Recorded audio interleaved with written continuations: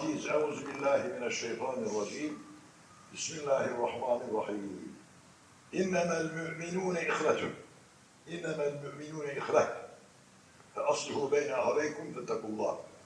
Yerin göğün sahibi, bilinen ve bilinmeyen alemlerin maliki olan Ulu Allah, ahkamı eskimeyecek olan, daima genç ve dinç ve hasmını tepeleyen Kitab-ı Kerim'inde bütün müminler, yani la ilahe illallah diyerek Allah'ı tevhid eden ve kalpleriyle hakkın varlığını ve birliğini tasdik eyleyen ve Allah'ın Habibi, cümle peygamberlere iman eyleyip Allah'ın Habibi olan Muhammed Aleyhisselatü Vesselam'a iman eyleyip Resûl-i Ekrem'i her şeyinden ziyade severek imanını kemale giren müminler, Allah buyuruyor Kitab-ı Kerim'inde bütün Müslümanlar kardeştir diyor. Bütün müminler kardeştir.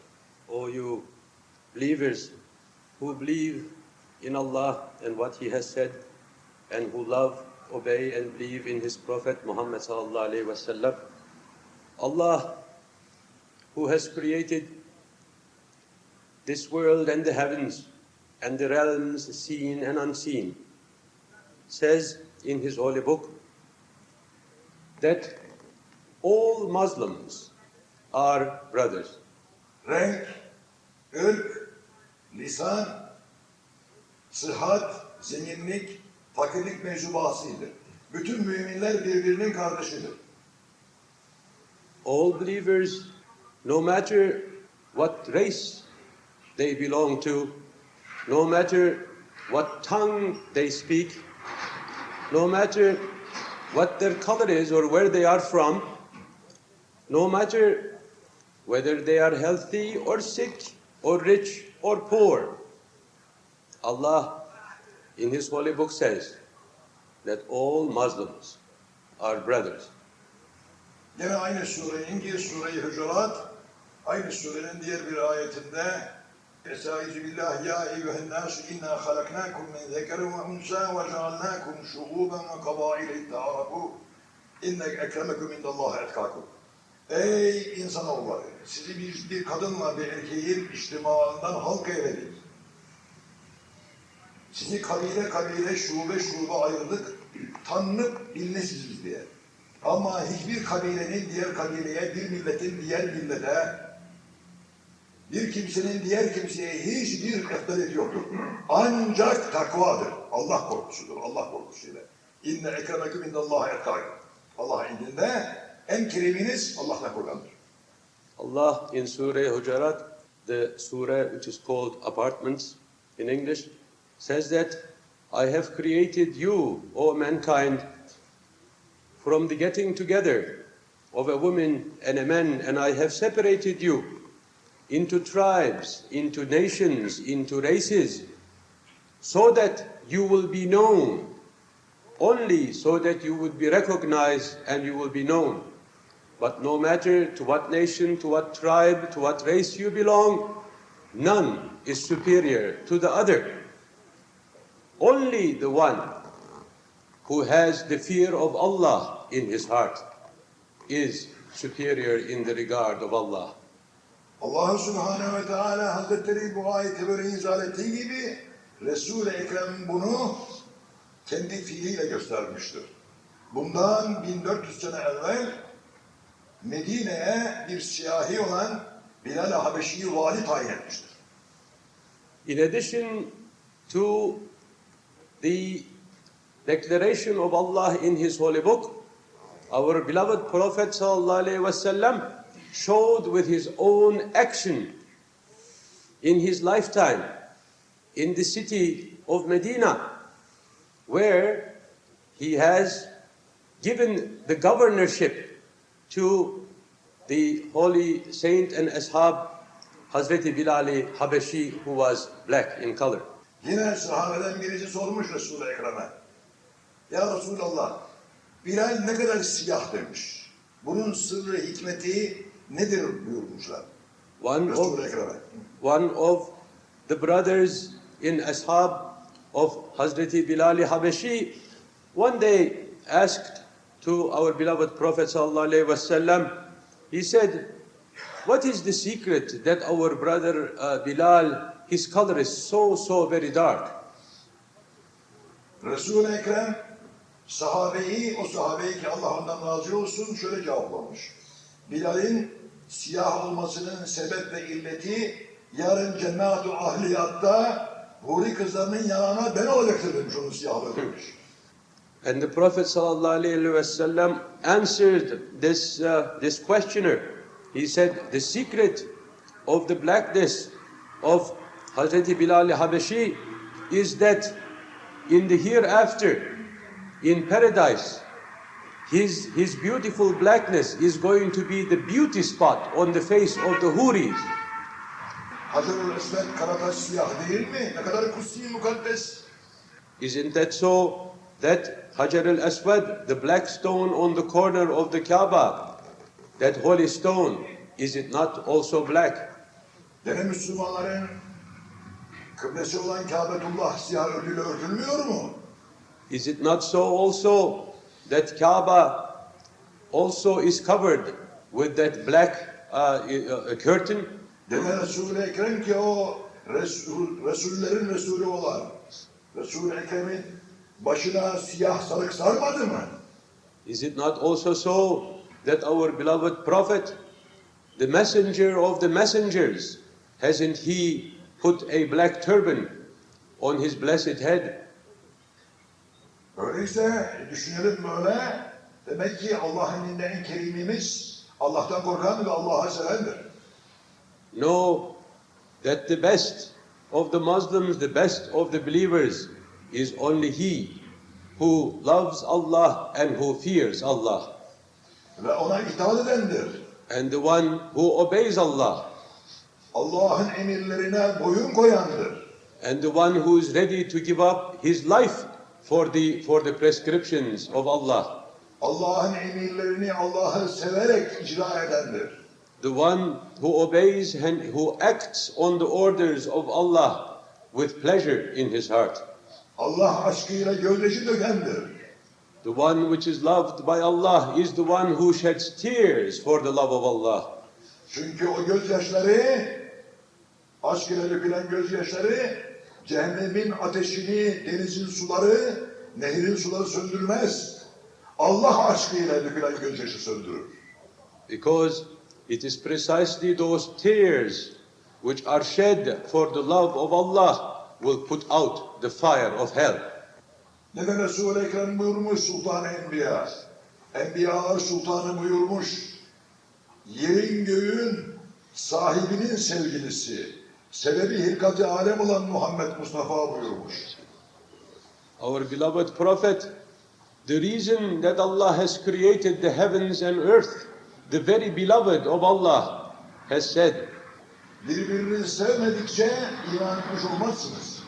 He said, if you do not love, O my people, if you do not love each other, your faith will not be complete. Yani birbirinizi sevmedikçe iman etmiş olmazsınız. Beni her şeyinizden ziyade, evladınızdan, ananızdan, babanızdan, makamınızdan, her şeyinizden ziyade sevmekle imanınız kemale erer. He said, love each other, because if you do not love each other, your faith is not there. And if you do not love me above everything, more than your children, more than your family, more than your very life, if you do not love me above everything, your faith will never be complete. Beni sevmekle kamil, mükemmel bir insan olursunuz. It is through loving me, our Prophet ﷺ said, that you may hope to become a perfect man. Meclislerinizi ve mescitlerinizi bana salat-ı selam ile tezyin ediniz. Decorate your company, decorate your houses, decorate your mosques with the salat, with the blessings which you will give to me. Mescitlerinizi bana salat vermekle süsleyiniz. Beautify your houses, yourselves, and your mosques by sending blessings to me. Biliyorsunuz ki mescitler Beytullah'tır, Allah'ın evidir. Beytullah da iki kısımdır. Birisi mecazi beyt, birisi beyt-i hakiki. It is said that where we gather, those masjids, those mosques, are as if Allah's houses. But there is an allegorical meaning in that, and then there is a real meaning in that. Birisi insanların eliyle yaptığı tuğlayla, kiremitle, çamurla, çimentoyla yaptığı mescittir. Ki bunu insan yaptı. Bu mescittir ve Beytullah'tır. There are masjids which are made by brick, with wood, with concrete, built with the hands of men. Those are allegorical masjids, houses of God. Ama bu mescid izafi mescittir. Mescid-i hakiki yani Beytullah, Mescid Beytullah'tır, izafidir. Allah her yere hazırdır. Her şey muhittir. Mekanların mekanı Allah'tır. It is not as if a masjid is the house of Allah because Allah is only here and nowhere else. Allah is everywhere. In fact, Allah has no space. He is the space for all spaces. He is the time of all times. Nereye gidersen git, nerede olursan ol, Allah seninle beraberdir. Wherever you go, wherever you are, Allah is always with you. İster camide, ister kilisede, ister sinagonda, ister Kudüs'te, ister Kâbetullah'ta, Allah sana ve nahnu akrabu ileyhi min hablil verid. Whether you are here or whether you are there, whether you are in a masjid or in a church or in a Jewish temple or in Jerusalem or in Kaaba, Allah is with you everywhere. İzafidir. Ama bir de mescid-i hakiki var, bir Beytullah hakiki var ki insanın kalbidir. But then there is the true house of Allah. There is the true place of Allah. There is the true mosque of Allah. And that is the heart of the human being. İşte bu Beytullah'a da bana salâtu selam vermekle, bana muhabbet etmekle, evlatlarıma, ehl-i beytime, eshabıma, ensarıma, velilerime muhabbet etmekle Sûre-i tezil ediniz.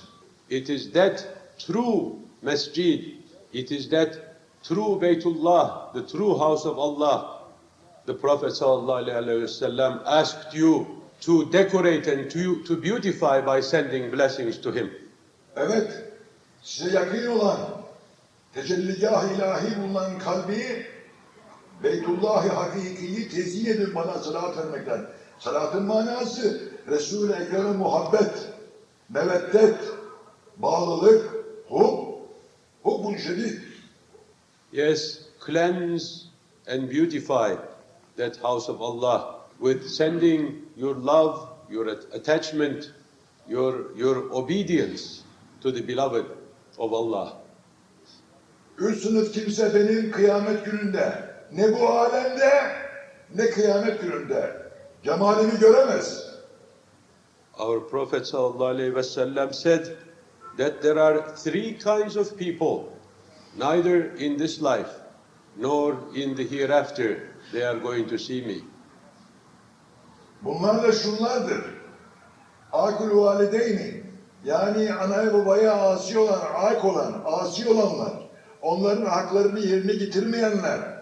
Hatta insanın babası kafir olsa onu puthaneye götürmez ama puthaneden sırtına alarak evine getirecektir. Haktır, hukuktur. Annesi fahişe olsa bu haneye götürmez ama oradan çıktığı vakitte sırtına alarak evine getirecektir. So the first of those poor ones, which the Prophet ﷺ says that they are not going to see his face neither here nor in the hereafter, are the ones who disobey, disrespect, and not love their mothers and fathers. That in this tradition, that even if your father was a non-believer and he cannot walk, you are not supposed to carry him into his fire-worshipping temple. But after he is through whatever he was doing, you are supposed to carry him on your back back to the house. Annen hayattaysa ayağının üstünde değil, altını öpeceksin. If your mother is still of this world, love her so much and respect her so much that kiss not the top of her foot, but the bottom of her foot. Çünkü Resûl-i Ekrem buyurdu ki, cennet annelerin ayağı altındadır. O öptüğün ayağın altında cennet var çünkü. Because the great prophet sallallahu aleyhi ve sellem said that the paradise is under the feet of mothers. Akıl valideyn, yani anaya babaya asıyorlar, ananın babanın hakkını yerine getirmeyenler, onlara ikram etmeyenler, onlara ihsan etmeyenler, onlara güler yüz göstermeyenler, onlar benim de cemalimi görmezler. And the ones who disrespect, disobey, not show love to their parents, as they do not have the love in their hearts, they are not going to see my face. İkinci sınıf, benim sünnetimi terk eden, benim içtimai, ferdi sünnetlerimi terk eden kişilerdir. Onlar da benim cemalimi görmezler. Uzun bir mütalaa lazım burada. Fakat vakit dar olduğundan dolayı geçiyoruz böyle kısa keseceğim. And the other poor ones who are not going to see the face of our Prophet in this world and in the hereafter are the ones who are not following the Sunnah of Islam and of our Prophet, who are not following what he has said, his prescriptions, and what he has shown in his actions as examples to us. Çünkü Resûl-i Ekrem mal mülk bırakmadı. Kitabullah'ı bıraktı ve sünneti ve itaatini bıraktı. The Prophet sallallahu aleyhi ve sellem did not leave a fortune or an empire as inheritance to us. He has left as his inheritance the book of Allah and his own behavior and his own example and his own sayings. Allah'ın kitabı Kur'an-ı Kerim bir kanat, sünnet-i Resul bir kanattır. Kim takarsa uçar, yükselir, yücelir. Allah'a yücelir, yükselir. That holy book which we have inherited from him and his sunnah, his prescriptions and his behavior which we are supposed to follow are like two wings with which we can fly and ascend to Allah. Kitabullah'ı bırakan ve sünnet-i Resulü ve itaat-i Muhammedi'yi terk edenler halaka mahkumdurlar. Kim olursa olsun. No matter who you are, if you leave the book of Allah and if you leave the sunnah of his prophet, you are bound to be destroyed. Mala güvenme, elinden hemen çıkar gider. Don't depend what you think you possess of this world. That will leave you very fast. Güzelliğine dayanma, yüzünde bir siman çıkar, sabaha kadar güzelliğin mahperişan olur. Don't depend on your beauty. Perchance a boil will grow on your face until morning your beauty will turn into ugliness. Ufak bir ateş her şeyi yakabilir. A tiny little spark can burn all what you possess. İşte kitap ve sünneti kim tutunduysa onlar selametle, saadetle Allah'a varırlar ki Allah onlardan razı, onlar da Allah'tan razı olur ve cemali Muhammed Mustafa'yı görürler ve şefaatine nail olurlar. Whoever holds to the book of Allah and to the sunnah of his prophet is going to find peace, true riches and blessing and salvation in both worlds. Üçüncü sınıf, Resûl-i Ekrem'in cemalini görmeyecek olanlar, Resûl-i Ekrem'in ismini işittiği vakitte Resûl-i Ekrem'e salavat okumazlar. Yani Resûlullah'ı sevmezler yani. Sevseler salavat okumaları lazım. Sevgilisinin ismi zikrediliyor, onu hiç aldırdığı yoktur. Öyleyse onun muhabbeti yalandırdan başka bir şey değil. And the third, poor ones who will not see the beautiful face of our Prophet neither here nor in the hereafter, as told by him, are those when his beautiful blessed name is mentioned, who are not going to recite the salawat for his name and blessings for his name.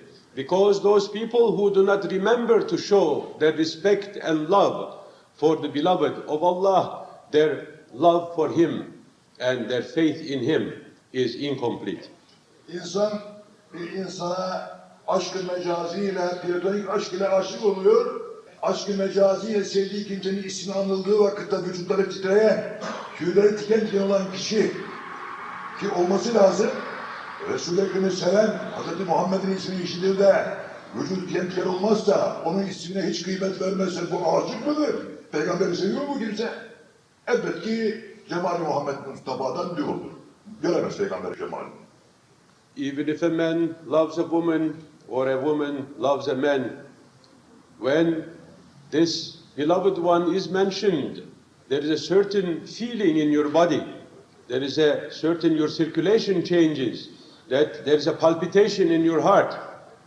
But the one whom we are supposed to love more and above everything else, when his name is mentioned, if you do not have that kind of feeling, that your hair stand, that you have palpitations in your heart, and the words of blessings come to your mouth, then indeed you do not really care for him. It is only hypocritical that you say that you love him, and therefore you cannot see his face neither here nor in the hereafter.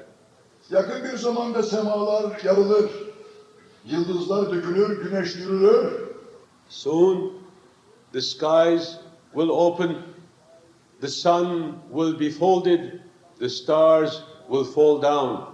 Sen büyük kıyameti gözleme, senin güneşin yürülecek. Senin gözün kapanacaktır, senin kıyametin koptu demektir. Onu sözünden bahsediyorum. Olacak o. En mühim o, en mühim. I am not talking of the final doomsday. I am talking of your private doomsday. Because when your heart will stop, your sun will be folded, and your heavens will be cracked, and your stars will fall. O korkulu günden mesut olmak istiyorsan, Resûl-i Ekrem'i sev, onun ismini şerifini işittiğin vakitte salat selam oku, sünnet-i riayetkar ol, iki cihanda aziz ol, Cemal-i Muhammed'le müşerref ol. That day will be very soon. And if you wish to find salvation and peace and joy in that day, love the beloved of Allah. And when you hear his name, recite the salatu salam and obey his sunnat, his traditions. Ya Rab, gönlümüzden Siva'nın muhabbetini al, gönlümüzü ve kalbimizi aşkınla, aşk-ı Habibinle ve Resûl-i Ekrem'in muhabbetiyle tezyin et ya Rabbi. O Allah, take from our hearts the concern and the love of this material world and beautify our hearts with your love and with the love of your beloved. Mana aleminde Cemal-i Muhammed'le bizleri müşerref kıl. Give us the blessing and the honor of seeing the beautiful face of the beloved of Allah in our dreams. Böyle olduğu gibi vidar iken de Muhammed Mustafa ile bizi buluştu. And make us meet our beloved Prophet. Ve kıyamet gününde onun sancağı, Liva-i Hamd altında, sancağı altında bizleri cem et. And gather us under his flag on the day of last judgment. Amin. Amin.